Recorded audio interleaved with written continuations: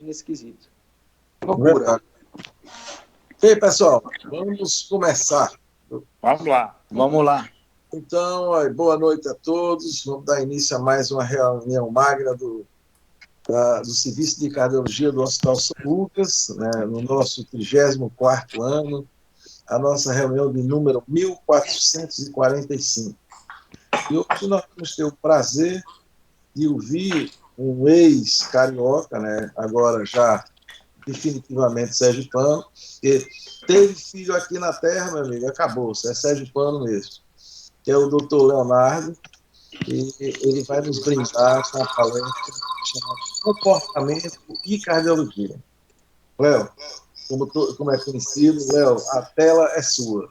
Eu pediria aos colegas que desligassem os microfones para não dar a microfonia, não atrapalhar a apresentação aqui do doutor Leonardo. E ao final, a gente faz aquela discussão, ok? Vamos lá, Léo. Gente, boa tarde, né? Queria agradecer ao Souza e aos demais colegas pela oportunidade de falar um pouco do meu trabalho, né? Então, a maioria de todos vocês me conhecem, né? Estou fazendo doutorado na UFES com o Zé Augusto, fiz mestrado em Laranjeiras, estudei para chegar aqui como diretor do São Lucas. Eu trilhei um caminho longo estudando projetos, marketing, inovação, finanças, por várias instituições, titulação aí internacional de projetos e de trabalho de metodologia ágil. E eu queria mostrar um pouquinho sobre uma das bases do meu projeto de pesquisa de doutorado, que é o comportamento. Então, a minha apresentação ela vai ser composta por 3 etapas. A primeira etapa a gente vai falar sobre a parte do comportamento intrapessoal, que é como a gente age na pessoa internamente, o comportamento entre nós médicos e pacientes e o comportamento como ator de todo esse sistema de saúde, né? Então, a apresentação não é muito longa e se vocês quiserem discutir no meio ou tiver alguma dúvida, estou aberto à discussão. Sobre o aspecto intrapessoal, né? Todos vocês viveram a vida no São Lucas nesses últimos 16 meses, né, da pandemia, e eu acho que o São Lucas conseguiu uma manobra perfeita frente à pandemia do Covid, né? Eu tenho falado muito sobre equivalente, a semelhança do que a gente viu, que a gente vê dentro de uma manobra daquele esquadrilha da fumaça, né? Que as pessoas fazem malabarismo com o avião. Depois de uma manobra perfeita, é impossível fazer uma segunda manobra perfeita. E como é que a gente sobreviveu lá na direção e os gestores todos do São Lucas foi trabalhando muito o aspecto do comportamento pessoal, né? Todo mundo sabe, eu, Paulo, Jerônimo, a gente ficou no São Lucas, almoçou todos os dias dessas últimas 16 meses. Inclusive, nessa última onda, eu fiquei lá dessas 16 semanas dessa segunda onda. Tiveram só 7 dias que eu não fui no hospital e a maioria das noites a gente dormiu lá. E como é que a gente sobreviveu a isso no aspecto pessoal? Eu acho que todo mundo que ficou relativamente bem dentro desse Covid teve um comportamento semelhante. Teve uma hora que a maioria das pessoas começou a limitar o acesso a novas informações, né? Quer dizer, você se dedicava a ter uma quantidade mínima de informação que achava satisfatório para também não atrapalhar a tua rotina do dia a dia, né? No começo a gente queria, até as nossas reuniões diárias que a gente teve na primeira fase, em março, abril, maio de 2020, que a gente se encontrava quase que todo dia com debates dos últimos artigos contra fake news, o que remédio fazer, a gente começou a ir diminuindo, né? E no final a gente estava basicamente falando sobre como operacionalizar, o que é abrir, o que é fechar. Foi assim, isso foi uma estratégia de sobrevivência, né? Então, essa estratégia de sobrevivência foi basicamente limitar o pensamento, a ação no dia a dia, né? Desenvolver prioridades diárias e vencer vitórias, como a gente fez, né? Quando conseguiu, graças a Deus, fechar o UTI de campanha, depois fechar o hospital de campanha. Isso foi uma tônica de dentro de cada um de nós, da gestão de São Lucas. Como é que a gente se adaptou ao Covid? Outra coisa que é importante no comportamento de cada um foi saber o seu papel. Quer dizer, cada um, acho que a gente teve que contribuir com o que a gente podia. Eu me lembro logo no começo, tiveram pessoas que estavam trabalhando na emergência, por exemplo, que falavam assim, eu não sei se eu vou conseguir entubar um paciente frente a todos os riscos, antes da vacina, né? E essa mesma pessoa que foi lá conversar com a gente foi um dos maiores atores contribuindo para o atendimento da emergência do Covid, né? Então, quando a gente fala das nossas emoções, quando a gente tem um comportamento transparente, a gente consegue passar essas barreiras, né? Ou seja, a gente precisa validar as emoções que a gente quer sentir.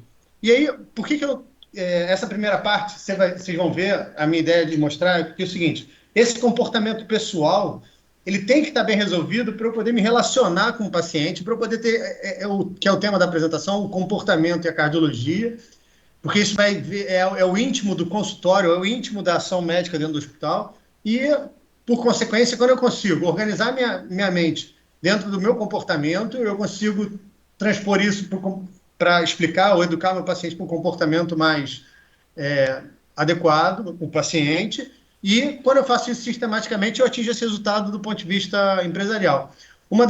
Dos livros que eu mais gosto, que está relacionado a isso, eu já devo ter, quem vive comigo, eu cito esse livro diariamente, que é De Frente para o Sol, do Irving Yalom, que ele fala, né? Uma das primeiras etapas para lidar com a mortalidade dos pacientes é ter um comportamento de lidar com a sua própria mortalidade, né? Quando a gente entende a nossa própria finitude, a gente começa a poder trabalhar a finitude dos nossos doentes. Então, dentro desse contexto, por isso que eu comecei de um aspecto micro, né? Que escolhi 4 assets, né? 4 atividades principais para a gente continuar falando sobre a ação do comportamento dentro do ambiente da cardiologia. Se vocês forem ver, tem as referências dos artigos e vale a pena depois, se alguém quiser, eu mando a apresentação. Então, do ponto de vista médico-paciente, o que a gente viveu no Covid e tem tudo a ver com a cardiologia. A gente tem certeza que essa pandemia mudou o nosso comportamento em relação à nossa saúde, à tomada de decisão e até mesmo ao acesso médico, né? Dentro do microambiente do paciente, eu tenho visto no consultório, acredito que vocês também, né, um aumento importante do uso de álcool, até mesmo de uso de outras substâncias como drogas e maconha, cocaína. Isso tem aumentado e acho que a gente vai ter que tratar isso no consultório.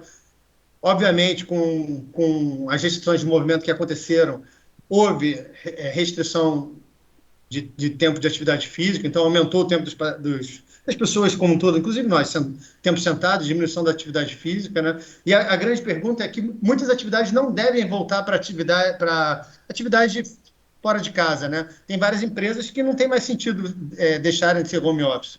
Inclusive, por exemplo, áreas administrativas ou telemarketing devem continuar dessa forma e a gente vai ter que aprender a falar com o nosso paciente como é que ele vai trabalhar isso.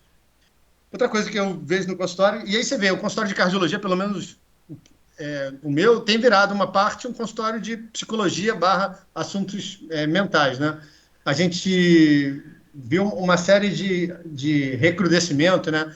Depressão, síndrome maníaco-depressiva, e basicamente eu vivo isso no consultório falando sobre problemas do Covid com a família, problemas do Covid e depressão, problemas do Covid e dinheiro, né?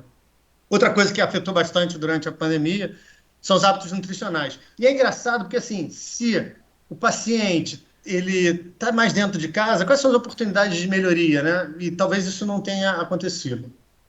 Uma outra coisa que está bem relacionada ao nosso comportamento, que, frente a isso tudo, se eu fico mais tempo sentado, se eu me alimento pior, se eu uso mais álcool, cigarro e outras drogas, será que a gente vai ver nos próximos meses um aumento de mortalidade de doenças crônicas ou um aumento de prevalência de hipertensão, diabetes? Isso vão ser cenas do próximo capítulo, né? Sobre diminuição de mobilidade. E eu coloquei esses tópicos porque eu acho que assim, são os momentos que a gente tem para tratar com o doente. Um colega nosso do Rio, que é o Bruno Bandeira, falou num congresso da SBC há alguns anos atrás, quem prescreve atividade física como o primeiro item da prescrição, né? E, por exemplo, um artigo na literatura mostra que vários grupos de pessoas tiveram pelo menos redução de 30% da atividade física diária. E é interessante, porque assim, se eu estou dentro de casa, potencialmente eu tinha chance de cozinhar minha própria comida e até mesmo de ter uma dieta melhor, né? A gente sabe que comer na rua, a gente acaba comendo besteira porque está com a nossa pressa, né? E a gente vive com essa pressa maligna, que não deixa, que é a essência do comportamento, né? A gente não consegue parar e focar. Agora eu preciso comer para ter uma vida mais saudável? Outro aspecto do comportamento, se eu tenho mais home office, né? Porque agora a gente está vivendo a época do home office, homeschooling, home care, mas será que eu teria mais tempo para fazer atividades como caminhar, andar de bicicleta, ou até mesmo fazer atividades práticas em casa? E não é isso que a gente viu quando a gente começa a usar a integração daqueles aplicativos de movimento com a mobilidade. A gente vê que realmente houve uma redução de atividade física lato sensu. Porque, teoricamente, se o paciente, a pessoa está trabalhando dentro de casa, ela pode organizar o seu tempo para recompor tanto a comida quanto a atividade física, né? E outras coisas. Será que a gente consegue trabalhar a redução de estresse dentro de casa? Eu acho que nós, médicos, temos um papel fundamental de trabalhar isso com o nosso paciente e, no caso do São Lucas, inclusive com os funcionários, né, a parte administrativa, técnico enfermagem, tudo mais. Outro aspecto do comportamento é o isolamento social. A gente ficou mais... Acaba que você muda o modelo de comportamento com a família. Muitas famílias estão mais isoladas. A gente, hoje, teoricamente, está retornando a ver os colegas, retornando a fazer encontros sociais, mas é exatamente o debate que a gente começou antes da apresentação, né? E a variante Delta? Como é que isso vai ser? A gente vai sair de máscara para sempre? Parece que no hospital talvez a máscara seja um item que vai ser veio para ficar e não só dentro do centro cirúrgico, como a gente tinha hábito quando ia fazer um procedimento, né? Talvez isso deva ser para sempre. E aí a gente vê a internação de pacientes de home care ou que estão internados em alguns hospícios da vida, pacientes que ficaram isolados, sem ter nenhuma família, sem ter nenhum contato. Será que esses pacientes, como é que vai ser a história natural dessa doença deles? A gente vai conseguir quebrar essa barreira e conseguir frequentar esses lugares sem passar risco de ter uma disseminação dessa comunidade ou dessa coorte de pacientes com algum grau de fragilidade? Por outro lado, esse isolamento social, teoricamente, teria alguma vantagem. Por exemplo, a gente sabe que o comportamento de alguns jovens e adultos jovens está muito relacionado ao bando, né? Quando você recebe um paciente no consultório nessa faixa etária, assim, você vê que eles sempre falam, mas eu usei tal droga porque eu estava no meio dos meus amigos da faculdade ou do colégio e acabei começando a fazer uso do álcool, cigarro e demais. Será que nesse 1 ano e meio a gente teve uma diminuição do uso ou dessas influências? Quer dizer, será que os pais conseguiram ficar perto dos filhos e conversar mais e ajudar a ter uma orientação para as atividades do dia a dia do filho? Quantas vezes, é uma pergunta até que eu faço, né? Quantas vezes no consultório um de nós tem o costume de perguntar assim, como é que estão seus hábitos? Qual é a tua relação dieta, exercício e família, né? E isso tudo transpassa até como é que a gente vive dentro da nossa própria dinâmica familiar, né? Como é que a gente interage dentro do nosso próprio microcosmos, né? Ainda falando sobre inatividade, a ausência... E aí, assim, eu acho que a chave, para mim,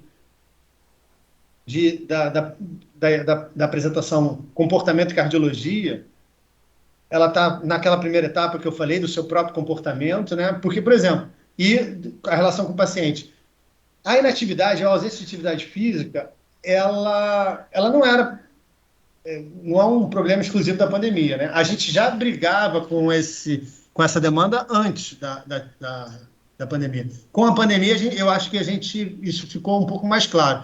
E até mesmo a gente vê a internação desses pacientes, dos obesos, grandes obesos, internando com uma frequência aparentemente maior do que os não obesos. Então, tem vários estudos que mostram que você ficar sentado mais de 6 horas por dia aumenta a sua mortalidade. Inclusive, tem estudos mostrando que, comparando, né, se você faz atividade, mas você passa o dia inteiro sentado, você tem uma mortalidade um pouco mais alta do que quem faz atividade física e não passa o dia todo sentado, né? E será que a gente faz isso do ponto de vista pessoal? Se eu não faço isso, se eu não tenho comportamento ou o hábito, que talvez em português behavior não seja uma palavra que a gente use com tanta frequência, talvez hábito fique um pouco mais elucidativo, né? A gente tem o hábito de a cada hora levantar, porque o Apple Watch, por exemplo, pode dar essa orientação para a gente, né? Ele fica te lembrando a cada hora levantar 5 minutos, beber água. Tem alguns até que falam para respirar, para fazer aquele mindfulness. Mas se a gente não faz isso, será que a gente consegue transpor isso para o paciente, para a família, para as pessoas que estão ao nosso redor, né? E acho que essa é a chave da essência do comportamento. Até aquele livro que uma grande parte deve ter lido, é O Poder do Hábito. É um livro vermelho, com as letras vermelhas e uma capa amarela. Ele fala exatamente sobre isso. Uma outra coisa que também está relacionada ao comportamento é o estigma, né? A gente, assim, você acaba estigmatizando, por exemplo, no caso, os obesos, já são estigmatizados previamente, né? Então, eles já têm uma série de dificuldades porque eles são obesos. Por exemplo, quando a gente recebe um paciente obeso no consultório, você vê um grupo de sentimentos, né? Ansiedade, depressão, ele já faz menos atividade física, né? Então, assim, já que eu sou obeso, eu não consigo emagrecer, ele vai diminuindo a atividade física cronicamente, né? E aí ele acaba compensando isso, por exemplo, com alimentação, e aí é aquela compulsão por comida, né? Eu tinha um paciente, que é até médico, ele é hipertenso, é da minha faixa etária. Na verdade, ele até é meu colega de turno. Ele fala, Léo, eu já sou gordinho, né? Durante o dia, eu estou com os meus amigos, estou trabalhando no hospital, eu me alimento bem, tento fazer atividade física e tal, mas aí eu chego de noite, eu me lembro de todos os meus problemas, e eu falo assim, já que eu estou acima do peso mesmo, eu abro a geladeira e como tudo que tem lá de doce. Quer dizer, ele tem um comportamento que leva à obesidade, né? Primeiro, são vários. Comprar a disposição de alimentos não adequados, né? De alto poder calórico, e o comportamento, acordar no meio da noite e comer tudo que tem na frente até saciar a ansiedade / depressão, né? E a pergunta que eu tenho, assim, a gente tem costume de fazer esse tipo de questionário, anamnese, e eu estava discutindo com o Zé Augusto, né? Assim, é óbvio que assim, a cardiologia é muito atrativa da gente sentar e falar assim, as pacientes têm uma indicação de botar uma TAV, vamos botar esse paciente chega, vamos compensar ele com uma ECMO e vamos colocar, depois faz a troca de válvula ou não, põe um coração artificial ou um transplante. Isso é muito atrativo, né, para os olhos, para a ponta da lança é muito atrativa para a comunidade médica. Mas, frente a essa pandemia do Covid, que a gente teve que retornar à essência, eu acho que também faz parte a gente retornar, do ponto de vista acadêmico, pesquisa, ou medicina, consultório, hospital, a essas atividades que acabam sendo uma atividade de prevenção, né?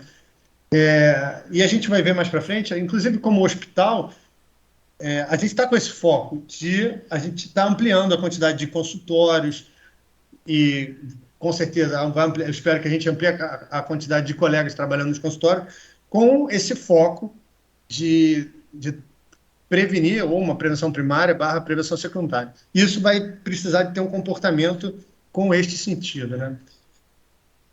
E dentro dessa pandemia do Covid, o que a gente viu? A gente viu que essa reunião é um exemplo disso, né? A gente começou a usar aplicativos que pudessem fazer a nossa visita à distância, a visita médica, as reuniões à distância. E a pergunta que eu tenho, eu imagino que, espero que isso tenha, tirando a gente da zona de conforto, quem aqui já fez a recomendação de um paciente de ele usar um aplicativo que possa ajudar ele a diminuir o estresse, ou recomendou algum paciente, olha, usa esse aplicativo para aumentar a tua atividade física diária, né? Eu acho que isso é um novo mundo, né? E a gente vai precisar entrar neles. Isso também é um comportamento. E esses aplicativos, eles mexem com o âmago das pessoas, por isso que a quantidade de horas que as pessoas ficam ligadas, vendo Twitter, Instagram, Facebook e várias outras mídias sociais, aumenta ano contra ano, e com essa pandemia isso tudo aumentou. Por que a gente não usa isso também para mudar o comportamento inativo dos nossos pacientes e criar um comportamento mais ativo? Inclusive, durante a pandemia, assim, alguns desses que eu vou mostrar aqui mais para frente, eles aumentaram muito a quantidade de usuários, né? Então, eu poderia passar horas falando sobre vários aplicativos que tem nos celulares que mudam esse modelo de comportamento. Como a base é a ideia é falar sobre comportamento e cardiologia, eu escolhi falar sobre atividade física, né?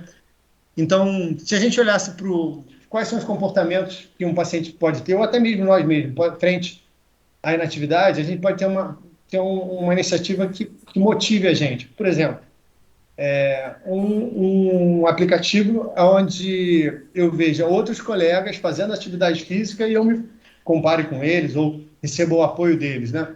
Então, vou mostrar mais para frente, o Strava mostra isso. Ou aplicativos educacionais, que, por exemplo, às vezes uma pessoa que nunca fez atividade física regular, um idoso, precisa de orientação, você pode baixar um aplicativo que mostra uns videozinhos de quais atividades você pode fazer em casa, barra na academia. E sempre, que é uma palavra da modernidade, a tal da gamificação, né? Como é que a gente pode criar desafios que a pessoa vença e acabe fazendo atividade física.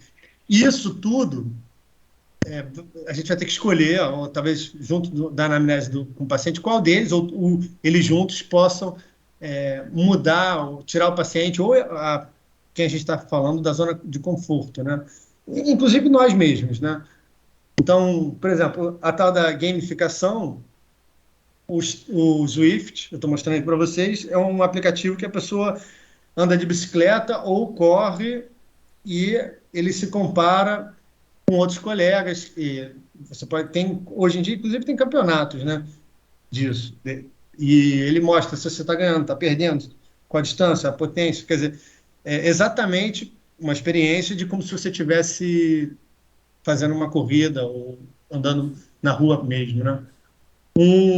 Esse seria um exemplo de gamificação. Um exemplo de uma rede social eu mesmo usei, inclusive durante a pandemia, inclusive com colegas aqui do hospital, que era assim, você faz atividade física e você coloca lá.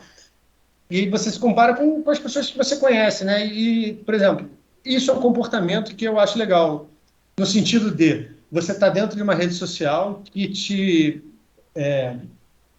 impulsiona para atividade física e vencer suas barreiras. Porque, assim, vamos dar um exemplo. Um colega que é intensivista e ele acorda de manhã, 4 horas da manhã, corre, pedala e chega no plantão às 7 horas. Quer dizer, você fala, poxa, se esse colega é capaz de fazer isso, eu também sou. Isso com o tempo, vai mudando o comportamento das pessoas. A questão toda é que achar a motivação adequada, né, para cada uma das pessoas que a gente quer influenciar. E aí, o que mais? O que mais? Eu acho que, assim, a pergunta do dia, né? A gente começou falando, eu comecei falando na primeira parte da apresentação que a gente escolhe metas diárias, que a gente escolhe prioridades e que a gente acaba pensando, eu tenho que resolver este dia. E talvez até um determinado modo eu não vou pensar no futuro, porque a gente realmente viveu momentos que a gente de incertezas, né? Será que dentro da minha rotina do dia a dia eu tinha um momento de atividade que me desse prazer e que me desse essa experiência? Ou, porque, assim, frente a isso que a gente está vivendo, a gente vai ter que, tanto a gente quanto os nossos pacientes, não dá para esperar mais, por exemplo, como a gente falou, o Souza estava falando antes, a minha viagem para Portugal no final do ano. Isso talvez foi uma tônica antes do Covid. Hoje em dia a gente nem sabe se a gente vai conseguir fazer uma viagem internacional no modelo que a gente fazia antes do coronavírus, né? Então, eu acho que será que a gente consegue andar no parque com o filho ou ir na praia, num local aberto, sem risco, menor, onde não tenha multidão? Será que eu consigo ler um livro ou sair para andar de bicicleta durante a minha rotina do dia a dia? Como é que a gente sobreviveu a isso? Quais foram as atividades que colocaram a gente num sentido de paz para poder dormir e acordar no outro dia e lutar contra o coronavírus? Eu sei que isso, o coronavírus pode ter acabado, pelo menos acabou a segunda onda, e a gente está na ansiedade de saber o que vai acontecer depois. Mas a gente vai precisar pegar o ponto positivo desses ensinamentos da pandemia e tentar manter isso, né? Isso é uma mudança de comportamento, uma mudança de cultura, né? Uma cultura que ficou prevalente, eu acho que não era tão comum na nossa sociedade, é ser altruísta, né? A gente realmente viu muita gente ajudando outras pessoas. No São Lucas teve uma técnica de enfermagem que estava de férias e ela voltou da segunda semana de férias e ela falou assim, eu não tenho como não trabalhar no hospital de campanha e eu vou estar aqui para ajudar. E ela chegou para a Sinara, que é a chefe da RH, e falou assim, você pode até não conseguir reverter minhas férias, mas eu vou estar aqui todos os dias como se eu estivesse trabalhando. Isso, assim como milhares de outros exemplos, né? Um outro exemplo que é a comunicação, eu vou detalhar um pouco mais na frente no próximo slide, né? Em relação às nossas famílias e às famílias dos doentes, a gente precisa ter rituais saudáveis e rituais que deem, eu acho que sejam prazerosos para a nossa atividade diária. E, por exemplo, eu falo desse comportamento porque, inclusive, para mim especificamente, foi muito importante. Eu sou do Rio, né? Então meus pais estão no Rio, eu tenho uma filha que está no Rio, eu tenho minha família inteira no Rio. Como é que a gente sobreviveu a esses 16 meses? Qual é a lição aprendida para o futuro, né? Quais são os marcos que a gente vai ter de paz dentro do núcleo familiar e, inclusive, como é que a gente vai orientar isso com os nossos pacientes? E nesse contexto, né, as boas notícias. Foram as boas notícias que fizeram a gente sobreviver esses 16 meses de pandemia e esse comportamento de ativamente olhar a parte do copo cheio que fez a gente sobreviver e conseguir vencer esse desafio, né? Como eu falei sobre a comunicação, quem foi que venceu a comunicação? A gente, na primeira onda, teve uma série de desafios e críticas de como a gente está levando a demanda do hospital, né? Mas a gente focou em algumas coisas. Uma delas foi dividir a informação. Inclusive, a gente fez, as reuniões estão documentadas, né? Mais de 200 reuniões contínuas, diárias, com todo mundo para tratar do coronavírus, ver como é que a gente fazia, mostrar o lado otimista da história, né? A gente passou credibilidade e em relação ao comportamento com o doente, assim, é ser honesto e transparente, sabe? E quando você vê um médico de sucesso, consultório, ou até mesmo dentro do hospital, você vê que ele faz isso de forma espontânea. A pergunta é como é que a gente pode criar essa atitude, até mesmo quando a pessoa é mais introspectiva, ou até porque é um treinamento também, né? Se comunicar de forma regular é um comportamento. Pedir feedback é um comportamento, né? A gente precisa ter esse hábito. Aí você vê assim que a essência dessa apresentação que a gente trabalha isso, mas talvez a gente não faça um exercício ativo de trabalhar todos esses comportamentos de forma regular.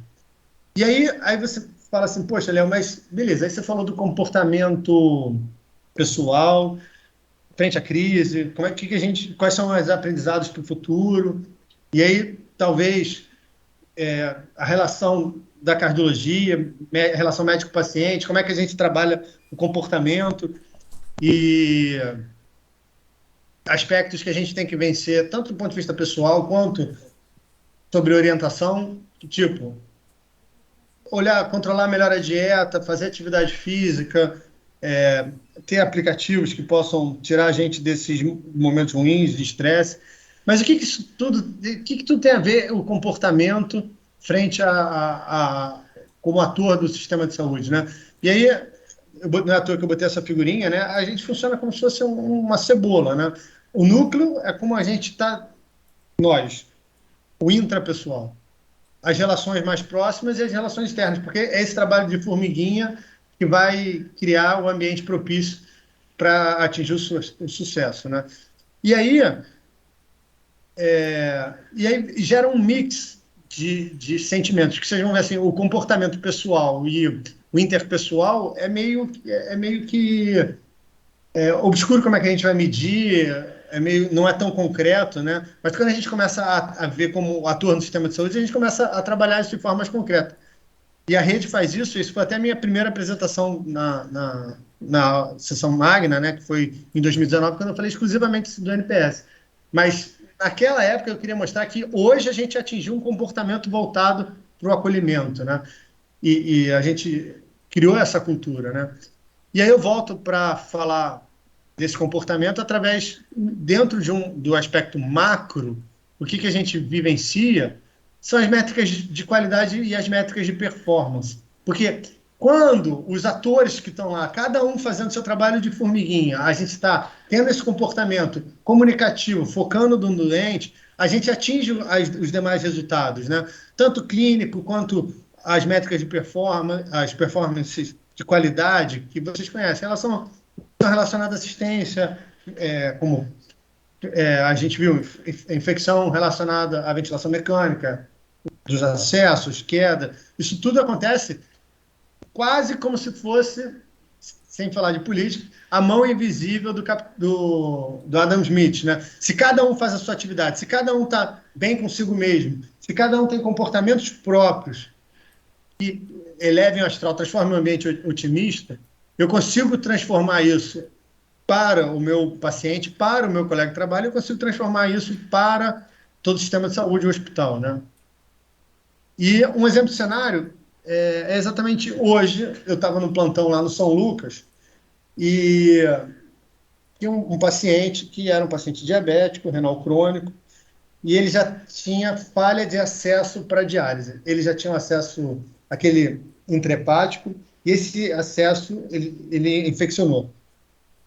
O paciente tinha 83 anos, ele estava internado no hospital há um mês, já estava no terceiro ou quarto esquema antibiótico para tentar debelar a infecção e não estava mostrando resultado. O metabolismo lactato, dose nora crescendo, a família optou por paliação. Aí você fala, Léo, e aí, o que isso tem a ver com comportamento? Aí ele estava no CTI 3. A equipe inteira tem que entrar dentro desse quarto e comunicar, ser honesto, transparente.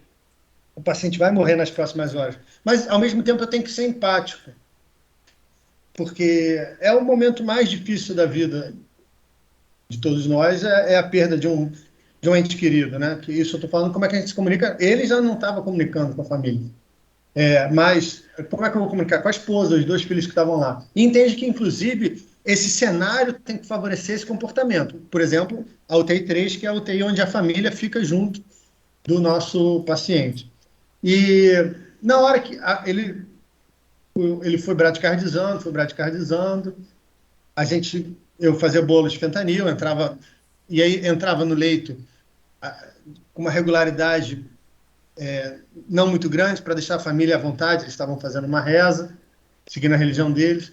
E aí na hora que o eletrocardiograma ficou ISO, eu pensei assim, como é que eu vou mostrar minha empatia, qual comportamento que eu vou ter com essa família, e assim, frente às restrições que a gente tem com Covid, uso de máscara, que acaba a gente fica mais longe, né? E aí eu pensei, frente a isso tudo que eu tenho falado, eu falei assim, bom, eu só tenho uma coisa para falar com essa família. Talvez eu tenha que quebrar um pouco a regra do distanciamento. Eu entrei, a esposa estava me olhando. Imagina que se o paciente tem 83 anos, a esposa também deve ter uma faixa etária muito próxima dessa. Ela estava em pé com bastante dificuldade e eu abracei ela. E a gente ficou em silêncio por um bom tempo. E foi assim que todo mundo entendeu o óbito do doente, né? E, e eu acho que isso é a essência do comportamento, a essência da comunicação, a essência da gente e até ter jogo de cintura para quebrar algumas barreiras. Nesse momento, essa família ela estava se sentindo no limite do acolhimento, satisfeita, e quando eu voltei, dei o atestado de óbito, a família veio agradecer, inclusive fez um discurso de agradecimento a todos os funcionários que estavam lá no CTI por volta de meia-noite, todo mundo parou para ouvir as palavras da família e deixar o corpo passar. Eu tenho certeza que as métricas de qualidade, as métricas de acolhimento serão as máximas possíveis para a percepção desse doente. Agora, apesar de eu ter um desfecho supostamente negativo, foi o óbito. Por outro lado, hoje mesmo, eu tinha um paciente que estava internado numa ala, o paciente estava sem risco de vida, bem, por uma patologia que eu não soube qual era, mas o paciente vomitou. A família teve certeza que ele fez uma crise convulsiva e o colega que entrou no quarto foi falar com a família e tentou explicar a percepção do que estava acontecendo. Não foi satisfatório, não conseguiu convencer, a família estava muito estressada e a gente não tem como saber às vezes qual é a origem desse estresse, mas com certeza não era do quadro do doente, parecia que estava bem. Acabou que a família ligou para o médico assistente, mostrando o grau de satisfação. Quando o médico assistente entrou no circuito fora do hospital, por telefone, a gente conseguiu contornar esse cenário. E aí, por que eu falei desses dois casos? Porque, assim, um exemplo de óbito e a família está satisfeita. Um exemplo de um paciente que está bem e tem um vômito e a família está insatisfeita. Óbvio que é uma simplificação do que eu estou falando, mas isso tudo tem a ver com a combinatória de comportamento de todos os profissionais que interagem com esse doente, com a empatia e como é que a gente vai trabalhar isso no nosso dia a dia, né? Eu acho que esse é o grande desafio. E como é que a gente mede isso no São Lucas? O comportamento hospitalar, né? Então, existe esse formulário, que é o HCAHPS, é um formulário feito para os hospitais americanos. A Reddor usa ele já há muitos anos, o São Lucas começou a usar em abril de 2019, e realmente ele mostra o comportamento da equipe, o todo frente ao doente. Como? E aí, olha o link que eu fiz nesses três aspectos: intrapessoal, interpessoal e dentro da sociedade ou do sistema de saúde, né? O que é esse score médio? Somente a comunicação das enfermeiras, a comunicação dos médicos, qual foi a responsabilidade do sistema, se a gente tratou a dor, como é que a gente comunicou sobre os remédios, quais foram as informações de alta, como é que esse hospital estava limpo ou estava quieto, e qual é a nota que ele dá para o hospital. Você entende que, por exemplo, a gente vê o hospital, a maioria dos hospitais, pelo menos no Brasil, eles são meio um pouco barulhentos comparados a gente ver referências americanas, ou pelo menos a minha experiência quando eu fiquei fora do Brasil, né? A gente talvez é a cultura nacional, mas isso tudo envolve como é que a gente se comporta com os nossos pares e com os nossos clientes. E aí, para corrigir isso, não é uma coisa simples. A gente precisa tratar o indivíduo como ele se relaciona com os outros indivíduos e com certeza, fazendo esse caminho de formiguinha, a gente consegue o sistema de saúde, o hospital, trabalhar de uma forma mais homogênea. Sobre comunicação, né? O exemplo que eu botei aqui, os itens, né? Se a enfermeira comunicou claramente qual era a medicação, perguntou o nome do doente, o tempo de resposta, como é que isso está documentado no prontuário, o paciente recebe. Aqui são as notas do São Lucas, para vocês verem. A gente tem um score muito, muito bom. Então, o azul é a média geral da Reddor e não, é isso. Isso, desculpa. O azul é a nota do São Lucas, desculpa, e o cinza é a nossa própria média. Mas se a gente colocar o target, o alvo é acima de 8, a gente está entre os melhores hospitais da rede, né? Então, a percepção do acolhimento barra atividade do enfermeiro, do médico, a limpeza, tudo isso do centro médico, a área da SADT, a área da internação, entendendo que a internação compreende a ala, enfermaria e terapia intensiva, o pronto atendimento infantil e adulto e o pronto atendimento como todo. A nossa nota é muito boa. Por isso que os nossos pacientes se sentem muito acolhidos e eles são fiéis. Eles enxergam uma parte dos nossos esforços com qualidade e acolhimento. E uma outra métrica que a gente tem, que é até meu foco do doutorado, é o NPS, que é o Net Promoter Score, que eu vou botar aqui o outro slide que fica mais claro. O Net Promoter Score é uma pergunta simples. Você recomenda esse serviço ou produto para um parente ou um amigo, de 0 a 10? Se você dá nota entre 0 e 6, você está infeliz, você talvez falaria mal desse produto, desse serviço. Se você dá uma nota 7, 8, você é neutro. E os promotores, que são a zona de excelência, são 9 e 10. Por isso que a métrica é promotores, a porcentagem de nota 9 e 10, menos a porcentagem de detratores. Vocês veem que não é balanceado, mas que realmente é para criar bastante dificuldade. E aí, quando o paciente, o cliente, dá a nota 9 ou 10, é porque assim, ele se sentiu acolhido pelo sistema. Ele percebeu os esforços. E aí a gente tem vários artigos mostrando a diferença entre eu estar satisfeito e eu perceber a qualidade do atendimento e o desfecho. E o que a gente viu dentro da pandemia é que o nosso NPS ele subiu. Aqui está um exemplo dos NPS das unidades de negócio, centro médico, exames, internação, mas olha o exemplo do NPS geral do São Lucas. Você vê que a gente começa com um NPS de 40 e hoje a gente está com um NPS 73. Isso significa o quê? Que NPS 73, vamos comparar com outros produtos ou serviços. A gente está melhor do que todos os produtos da Apple, o teu iPhone, a gente está melhor do que os produtos da Samsung, o Galaxy S21, ele não tem um NPS tão alto, o NPS do iPhone é 60. A gente tem um NPS que é comparado a Emirates, não sei quem já teve a oportunidade de viajar com a Emirates, ou grandes hotéis do mundo. São poucos os negócios que sustentam o NPS acima de 73. Quando a gente faz isso, é um alinhamento de expectativas entre o que o paciente espera de acolhimento, de comportamento e o que a gente entrega. A maioria dos pacientes, quando tem um NPS 73, significa que 73% dos pacientes são promotores, eles defendem o atendimento que a gente teve lá e a quantidade de detratores ou de passivos é mínima. É menos de 20%, 15%. Isso a gente está na zona de muita, muita excelência. Ou seja, a gente conseguiu transformar esse ambiente em um ambiente acolhedor.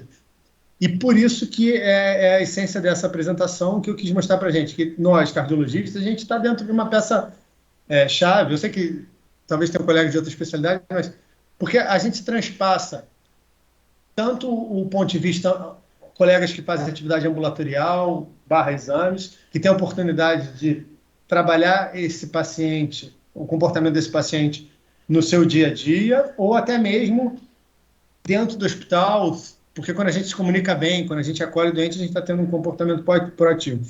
E aí, realmente, é uma área, é uma especialidade nova, né? Existe a Sociedade Americana de Behavior Medicine, que estuda até outras coisas, ela trabalha muito dentro da medicina integrativa, também tem atividade de combate ao estresse, de meditação, Tai Chi Chuan, yoga, mas eu acho que assim, o que tange a cardiologia é o aspecto, tanto o aspecto nutricional, o aspecto da atividade física, e o que tange todos os profissionais médicos é a parte da comunicação, a parte do acolhimento, e eu poderia também, a gente poderia passar horas falando de comunicação não verbal e como é que a gente pode criar, gerar esse ambiente de empatia, né? Então, eu quis mostrar para vocês que o comportamento, né, ele começa na atividade individual, e nós somos realmente, cada um de nós é um único corpo e com múltiplas interações e comportamentos, né? São esses comportamentos pessoais que vão gerar o resultado do indivíduo, mas o resultado do grupo, né? E mesmo entendendo que a gente está falando de comportamento, que é uma coisa difícil de ser medida do aspecto pessoal, a gente pode ter um comportamento eficaz, ser feliz, ser saudável e ser totalmente ligado aos dados, como eu sou, né? Eu sou totalmente data-driven, analiso tudo, planilho, e aí eu acho que com o advento dos aplicativos de tecnologia, você consegue até, em algum momento, tem até uma série do Netflix que é baseada basicamente nisso, né? Que é as pessoas são valoradas conforme como elas se comportam com os seus colegas e como elas são altruístas e a sociedade funciona isso. Eu sei que é uma ficção científica, mas a gente vê com exemplos dos nossos mentores, são pessoas que conseguem comportar essa relação de dificuldade. Era isso que eu queria falar. Obrigado pela escuta empática de vocês. Todo mundo ficou em silêncio, mas se alguém tiver alguma dúvida, estou aqui para discutir. Bem, Léo, antes de abrir aqui para a discussão, queria lhe parabenizar. Você trouxe uma série de reflexões interessantes. Eu estava aqui pensando ao longo de toda a sua apresentação,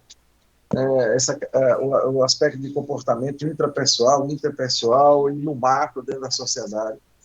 E a necessidade de a gente assumir fenômenos adaptativos para uma situação que, como você bem falou, isso aqui não foi uma chuva, né? A pandemia aí, ela provavelmente vai produzir mudanças aí, e talvez algumas perenes, né, que a gente não vai mudar. Me lembrei bastante de uma frase de Charles Darwin, né, que diz que as espécies que vão sobreviver não são as mais inteligentes nem as mais fortes, são aquelas que vão se adaptar. Então, essa necessidade de adaptação às tecnologias, não só ao uso, porque vai ter pessoas que vão poder usar, a gente vai poder técnicas como essa de smartphones, tem outras que não vai adiantar, que eles não vão assimilar, e a gente vai ter que saber administrar tudo isso. E outra coisa, me parabenizar também sobre, você foi um dos que ficou à frente aí do São Lucas, desse enfrentamento da Covid. Eu digo que a primeira vez que eu tive contato com o NPS, eu não acreditava muito nesse fenômeno, eu achava que era mais uma metodologia para reclamar, que quem tivesse coisas de elogio não ia se manifestar, e você conseguiu, você me convenceu, lembro que chegamos a conversar pessoalmente, e eu posso testemunhar no setor que eu coordeno a série de mudanças que nós tivemos, não só assim, evolutiva no sentido do cenário do NPS, mas mudanças que nós fizemos exatamente com base no NPS. Então, é outra coisa é outro processo de adaptação, quer ver, isso aí não é nosso, né? Isso aí já vem, como você bem falou, as grandes empresas americanas, europeias, etc., já assumiram isso, então isso é uma coisa... Isso, você vê que é contra-intuitivo, né? Nós, brasileiros, temos certeza, assim, a maioria das pessoas que vai responder vai reclamar. É contra-intuitivo. A maioria das pessoas que respondem são as pessoas que têm um comportamento proativo otimista. A maioria das nossas respostas são positivas. As pessoas que respondem, elas também têm um comportamento semelhante ao nosso, sabe? Perfeito. Então, isso aí foi muito interessante e colocar isso nesse cenário, eu acho que foi fundamental. Eu acho que todos os setores, de uma maneira geral, estão evoluindo muito com base nisso, né? Sem dúvida nenhuma.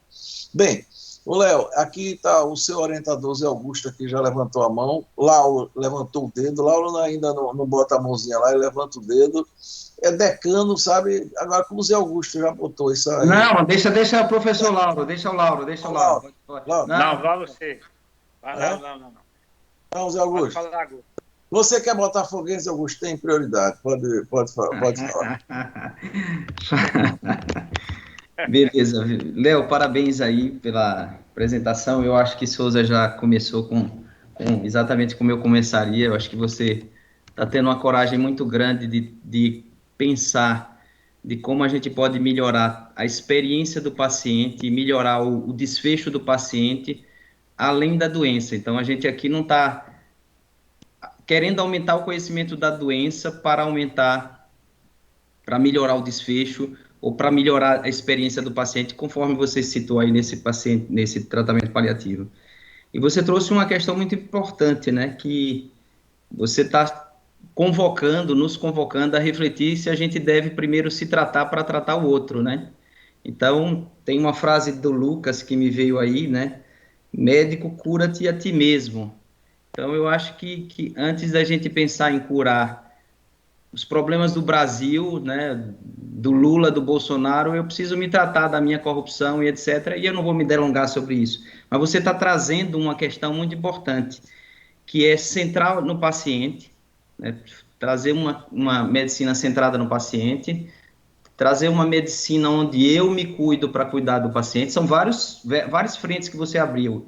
E o outro, como é que eu influencio o comportamento do meu paciente, já que eu sei que o comportamento do meu paciente se associa diretamente com saúde cardiovascular.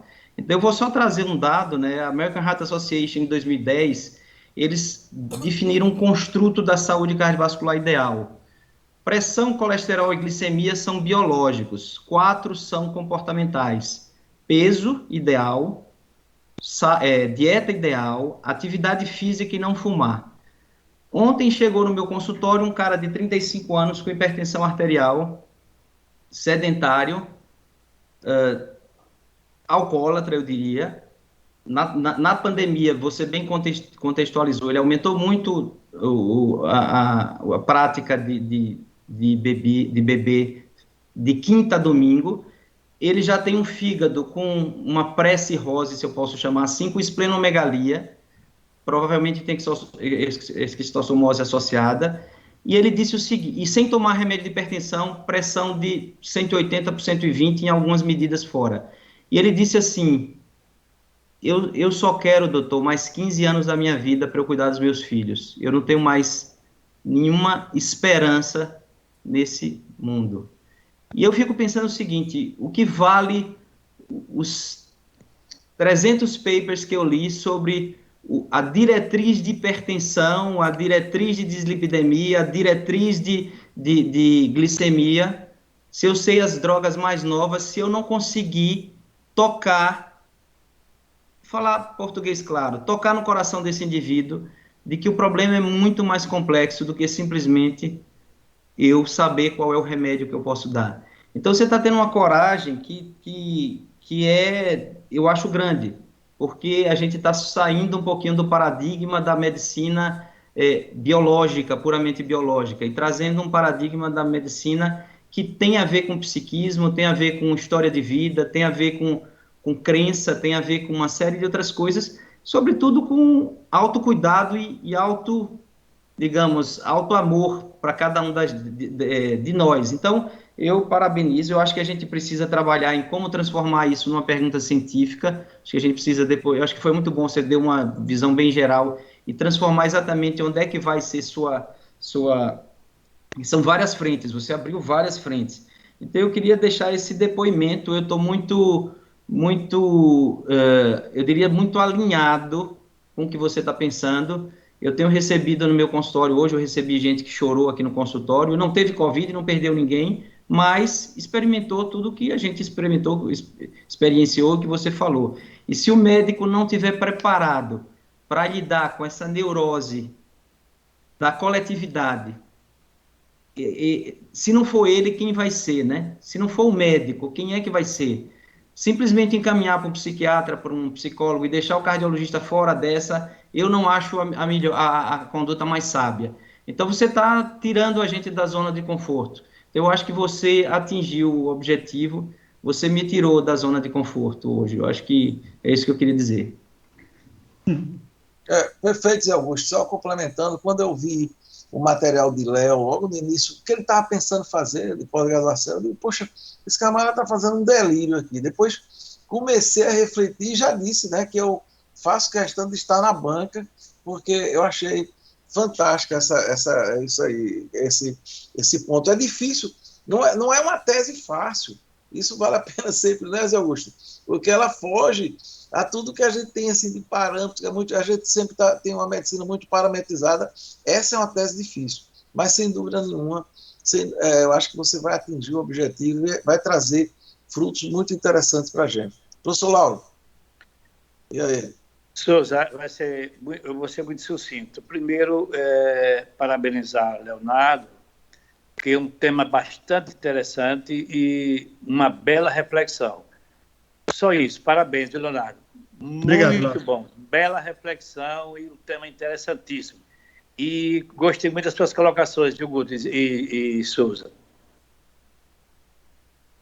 Perfeito, Laura. Aí é a voz da experiência. Beleza. Agora, Isso era intuitivo, né, Laura? Eu acho que você é da estirpe, isso era intuitivo no médico. Hoje a gente está precisando treinar mesmo, né? Zé Augusto, seu pai, doutor Todd, faziam tudo isso no passado, sem ter. Isso era o que ele passava para a gente, né? É, isso. Quem acompanhou, quem teve o privilégio, como eu, você, Lauro, Celi, Busco e algumas outras pessoas de acompanhar o professor Zé Augusto, ele fazia tudo isso aí. Né? Ele não era médico, ele era psicólogo, quer dizer, não era cardiologista, desculpa. Era um conjunto de tudo, né? Então era médico mesmo, na essência. Doutora Celi. Os mentores, acho que é o que eu falei, né? Os nossos mentores acabam fazendo isso de forma automática, né? Mas mesmo os mentores foram selecionados, porque na turma do Dr. Todd, na turma do Zé Augusto, do pai do Zé Augusto, tinham no mínimo umas 30, 40 pessoas a mais. Sim. E a gente está vendo, isso é um viés de seleção, né? A gente está vendo a figura do vencedor. A pessoa que atingiu aquele slide, né? Quem venceu a comunicação, quem venceu o comportamento. A pessoa que vence essa barreira, ela realmente consegue criar um ambiente, como o Zé Augusto e o Dr. Todd criaram, um ambiente favorável para essa disseminação. Né? Eles faziam isso naturalmente. Agora, a gente vai ter que trabalhar isso. Porque o mundo, hoje em dia, é outro. Né? As pessoas já não querem mais comunicar, não querem dar tempo de olhar no olho do outro e fazer isso tudo. Exatamente. Eu aprendi com o doutor Zé Augusto Barreto uma coisa. Você tem que não olhar só a doença, olhar a doença e o dono da doença, o doente por um todo. Né? Isso é importantíssimo, essa relação médico-paciente.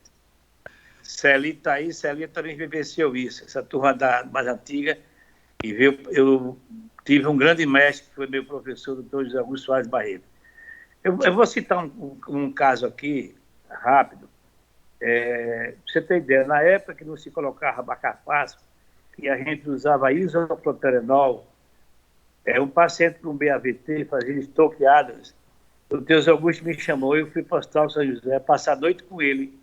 O paciente, não existia monitor, você fazia o registro no eletrocardiógrafo da Siemens, aquele pequeno, e quando o paciente fazia uma crise, ele estava estoqueado, ele dava um murro no precórdio e o paciente já não estava. Então, eu passei a noite toda, e o doutor Augusto alternando, Lauro, você está cansado, vá. Até que o paciente não teve soco que resolvesse, e o paciente falou, imagina como era. E o doutor Augusto, aquela paciente, fora humanismo. Fico um pouco triste, porque a medicina está perdendo um pouco de humanismo. Concorda, Guto? Concorda, Guto? Então é assim. Olha, Léo, mais uma vez, parabéns, você é muito bom, gostei muito das suas perguntas, você vai longe.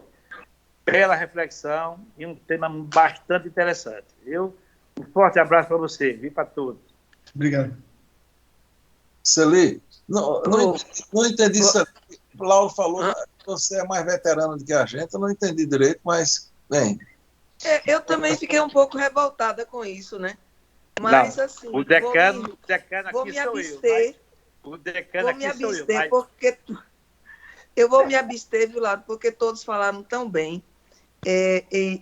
Assim, eu praticamente não tenho nada a falar depois da fala de vocês. Mas eu não poderia deixar de relembrar um fato de que, quando o Léo chegou no hospital como diretor, como representante da Redditor, uma das ações que mais me impressionou foi que, uma vez, numa reunião, terminada a reunião, com uma avalanche de discussões e tal, ele sentou, ele ainda assim, usava mais formalmente, se vestia de uma maneira mais formal, né? E aí, ele olhando assim, ele olhou, eu imaginava que ele ia olhar assim, de cima para baixo. Aí ele me olhou e disse assim, senta aqui. Aí, sentei, porque assim, fica mais um pouquinho aí. Aí ele disse, eu quero lhe ouvir. Eu quero saber, me fala do seu trabalho. Então, é assim, naquele momento, né, eu entendi que a gente ia passar por uma grande revolução, mas talvez nunca deixasse de ter, como eu estou vendo, a percepção do paciente e do médico, né? Estava chegando uma pessoa com alta tecnologia. Depois disso tudo, ele me disse assim, olha, mas eu trabalho, eu suponho que a gente tem que fazer como montar um avião voando. Então, assim, então, com tamanha agilidade, tamanha tecnologia e com digamos assim, uma expectativa do nosso mundo muito maior ou até estimulando para o que viria a acontecer. Então, eu quero parabenizar, Léo, porque você, apesar de ter, assim, chegou no momento certo, né? Depois veio a pandemia, eu realmente não fiquei aí do seu lado, né, no hospital, não estava mais na linha de frente, né? Já tive que me recolher um pouco, mas não deixei em momento nenhum, nesses anos e meio, de trabalhar da melhor forma e da melhor performance, desenvolvi algo que eu jamais pensei em desenvolver, seria uma tecnologia. Tudo que eu aprendi de terapia intensiva e treinei, eu apliquei para minimizar e ajudar vocês aí dentro, daqui do lado de fora. Mas o médico, como você mesmo falou, ele tem que escutar. Então, essa medicina focada no paciente é o que tem de mais precioso. E como o Zé Augusto, Lauro, Souza falaram, nós somos de uma geração, e aí eu me enquadro a vocês mais idosos, que nós tivemos um mentor, assim, mentores, né? Mentores. Então, apreciar essa volta dessa medicina focada no paciente, essa medicina ética, onde cuida do médico, né? Corpo e alma, dentro de uma instituição do porte que está sendo São Lucas, eu acho admirável.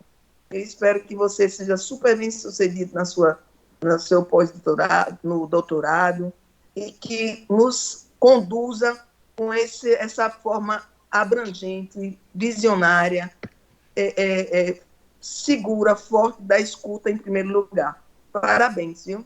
Eu realmente... Obrigado, muito parabéns. Celi, resumindo tudo, um colega nosso, né, comentando quando o São Lucas a Redditor entrou no nosso cenário, dizendo o seguinte, rapaz, antigamente a gente trabalhava para uma cervejaria artesanal, agora nós vamos trabalhar para a Ambev. E, logicamente, o receio que a gente tinha é que ia perder tudo esse aspecto de um hospital familiar e tudo mais. E lá vem Léo agora, está mostrando exatamente que todo aquele receio que a gente tinha, ele está desfazendo, e como o Zé Augusto falou, assim, com a imensa coragem de estar externando isso e trabalhar nisso, que não é uma coisa fácil. Eu estou dizendo a vocês que... Mas ele não gosta de cerveja não, Souza. Então, Trabalhar porque você lembrou de trabalhar para uma cervejaria.